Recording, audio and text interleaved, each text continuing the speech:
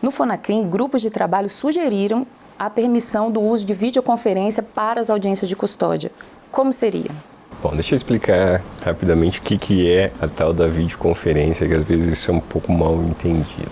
A videoconferência nada mais é do que uma transmissão de áudio e vídeo entre duas pontas. Então, nesse caso da audiência de custódia, o juiz estaria na sala de audiências no fórum, com uma televisão, vendo do outro lado da televisão e ouvindo, conversando com a pessoa que vai estar na delegacia, no presídio ou mesmo em outro fórum, ou poderia ser até na casa dela. Hoje a gente tem ferramentas para fazer videoconferência com qualquer lugar.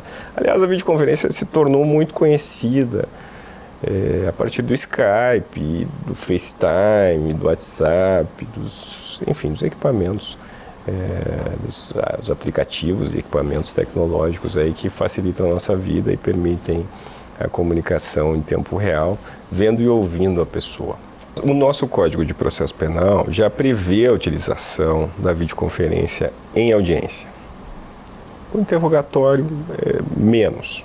Tá? Mas para ouvir testemunhas, o Código permite amplamente a utilização da videoconferência e se usa também para interrogatório em algumas hipóteses. Tá? Qual é o problema? Qual é a preocupação com a videoconferência? Há duas preocupações, na verdade. Uma é quase um mito, que a videoconferência seria uma forma de higienizar o processo, de evitar que se tenha o contato, se sinta o cheiro das pessoas, enfim. Hoje em dia as pessoas conhecem a videoconferência, fazem nos seus próprios celulares e sabem que é uma comunicação muito boa e muito fluida. A gente pode conversar por videoconferência muito bem com a tecnologia que a gente tem hoje. Tá? Além disso, o juiz, se não conversar com a pessoa tete a tete na audiência de custódia, provavelmente conversará na audiência de instrução e julgamento. A lei garante que toda pessoa acusada tem a oportunidade de conversar com o juiz. Então, o juiz sempre interroga a pessoa que ele vai julgar. Antes de cada sentença criminal, a gente marca o interrogatório do acusado. Então, realmente não existe essa possibilidade de higienização do processo. Quem conhece a justiça criminal sabe que isso não é possível. Mas existe uma preocupação das defesas, que é uma preocupação de verdade e importante, relevante, que eu acho até que pode ser contornada, que é com a espontaneidade da pessoa que está falando em outra sala. Então, digamos, a pessoa foi flagrada e está falando, está participando da audiência de custódia por videoconferência a partir da delegacia. Então, a defesa argumenta que essa pessoa poderia estar, de alguma forma, sendo ameaçada ou constrangida por um policial presente naquela sala, que o juiz não poderia ver essa pessoa. Um policial ou um familiar da vítima, enfim. Isso é uma preocupação de verdade, claro, uma preocupação muito séria. O juiz tem a obrigação de cuidar para que a pessoa, quando vai depor, esteja em segurança e tenha a possibilidade de dar sua versão. Isso realmente é uma preocupação. Muito que bem. Me parece, e me pareceu aos juízes do Fonacrim, que nós temos outros meios de garantir a segurança dessa pessoa, mesmo a pessoa estando em outro ambiente, a pessoa estando na videoconferência. Por exemplo, a lei prevê hoje que o preso que participa por videoconferência ele tem que ter um canal de comunicação sigiloso, seguro com o seu advogado. O advogado pode tanto estar lá na sala junto com o preso, quanto estar no fórum junto com o juiz. Ou a defesa pode mandar um advogado para as duas pontas. Eu queria explicar um pouquinho da importância desse instrumento da videoconferência para as audiências criminais, porque às vezes a pessoa que está de fora ela não percebe como essa ferramenta é fundamental para nós. Todo mundo já acompanhou, tem notícia da nossa situação carcerária, sabe como ela é grave, como ela é ruim, o caos que a gente vive mesmo no sistema carcerário.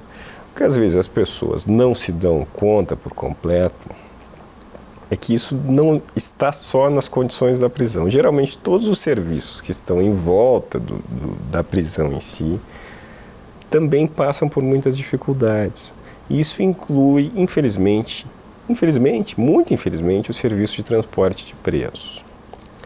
Então, em algumas localidades, a gente tem muita dificuldade para fazer audiências com réus presos, porque não se consegue o deslocamento do preso para o fórum. o que deveria ser o natural. Se a pessoa foi presa preventivamente, ela tem que ser deslocada para a audiência. Isso não deveria ser difícil, deveria haver uma estrutura consolidada para isso. No interior, eventualmente a polícia vai ter que fechar a delegacia para levar aquela pessoa para a audiência. Numa capital, no Rio de Janeiro, São Paulo, cidades que têm problemas de segurança, esse é um momento em que o preso está vulnerável, por exemplo, a um resgate. Então, outros bandidos renderem os responsáveis pela escolta, resgatarem aquele preso, eventualmente trocarem tiros e envolverem uma situação de violência. Já é difícil planejar esse transporte em grandes cidades com antecedência. Uma audiência de instrução e julgamento marcada com antecedência. Imagine numa audiência que é marcada 24 horas.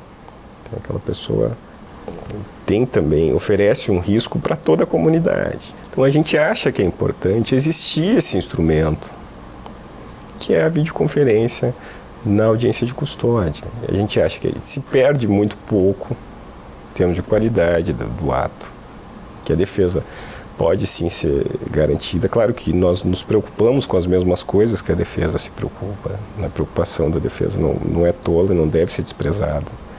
Mas a gente acha que a gente tem como contornar isso e garantir um ato de muita qualidade com a utilização da videoconferência com menos recursos. E se a pessoa não for levada ou por alguma razão não tem a possibilidade de transporte, o que acontece é que a audiência acaba sendo adiada. Então, às vezes, a própria defesa acaba prejudicada pela falha do Estado em levar o preso. Nós acreditamos que isso seria uma ferramenta a mais que viria em muito boa hora.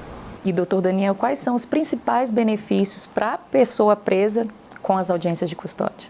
A pessoa presa, ela está numa situação muito grave, uma situação muito ruim, né? E o nosso trabalho como juiz não é oferecer nem a liberdade nem a prisão. O nosso trabalho, nossa missão como juiz, é uma missão que às vezes não é tão fácil, é oferecer para aquela pessoa um processo justo e uma decisão justa. É tudo que a gente tem para oferecer para o jurisdicionado. Especialmente, quem está especialmente necessitado disso é o jurisdicionado no processo penal, o jurisdicionado que está preso. Então é isso que a gente tem para dar. E a gente acha que nós, como juízes, nós vemos a audiência de custódia como uma oportunidade adicional para a gente ter uma decisão mais justa, uma decisão melhor, uma decisão que é debatida imediatamente na frente do juiz, na frente do acusado. Chega uma decisão de qualidade, olhando todos os aspectos do caso, uma decisão que é feita para valer durante todo o processo de preferência. Claro, pode ser revista depois, mas é uma decisão de qualidade para valer, pelo menos, imediatamente. É isso que beneficia. O acusado deixa de ser tratado como um papel e passa a ser tratado como um ser humano, uma pessoa que é levado à presença do juiz.